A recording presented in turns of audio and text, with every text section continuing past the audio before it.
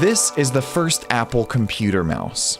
It came with Apple's $10,000 Lisa computer, and it was designed by a product design consulting firm that would eventually become known as IDEO. The assignment was straightforward. They had to take the computer mouse, a $400 device at the time, and bring it down to under $35, make it mass producible and reliable. And above all, it needed to be simple.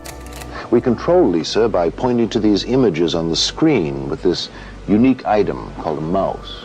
Fast forward about 30 years, and IDEO doesn't really create products anymore.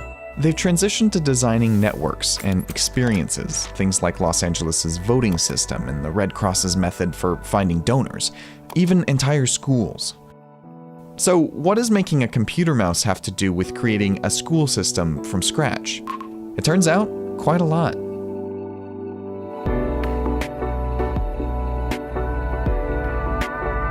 The world we live in is one where really the complex things are the things that are mostly broken, not the simple things. We have lots of great products, lots of beautiful products, lots of products we can use every day. Everything from furniture to tableware to consumer electronics. They're mostly pretty good, right? And yes, there's opportunity to do better and do more, but I'm interested in the things that don't work very well and the things that you can impact society with, and they're mostly the more complex things. Back in 1971, a designer named Victor Papanek wrote a book called Design for the Real World. The premise was pretty simple. Creators could take some of the same design strategies from the creation of industrial products and use them to tackle problems like pollution and overcrowding and food shortages. By 2001, IDEO had done just that, pivoting from products to real-world experiences. But the design steps? Tim Brown says they stay just about the same. The first piece is observing the world in order to ask an interesting question, right? And you can observe the world in lots of different ways. When we talk about human-centered design, we're really talking about observing the way humans live their lives and asking interesting questions about, hey, why does somebody do this and not that? Or why is somebody struggling with this problem? Why is it hard for somebody to open that, why are they struggling to open that jam jar lid? Well, so maybe I could redesign the jam jar lid, right? Or maybe I could give them a tool to help them, right? So why is this happening? So the first step is that looking at the world and coming up with a good question. For making a mouse, that means watching how people use computers and observing what they want and what they don't.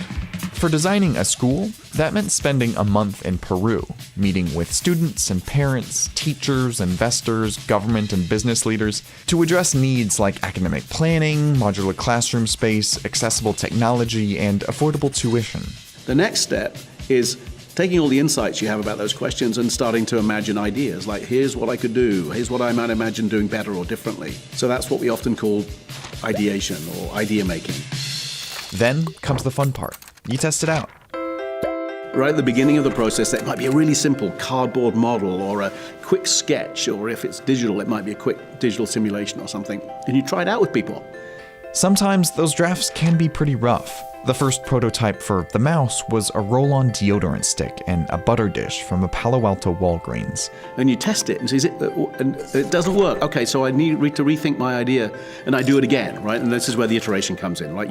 You learn from the prototype, you realize what's not working, or maybe it's a crummy idea, you have to go back and find a new idea again. And you go through that loop over and over again, asking the question, having ideas, prototyping, learning, and until you get to something that truly meets somebody's needs or a set of people's needs.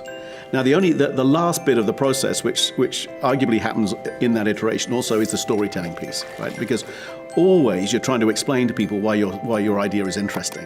Macintosh, the computer for the rest of us. I think what you need to design a complex system is not one brain, you need lots of brains.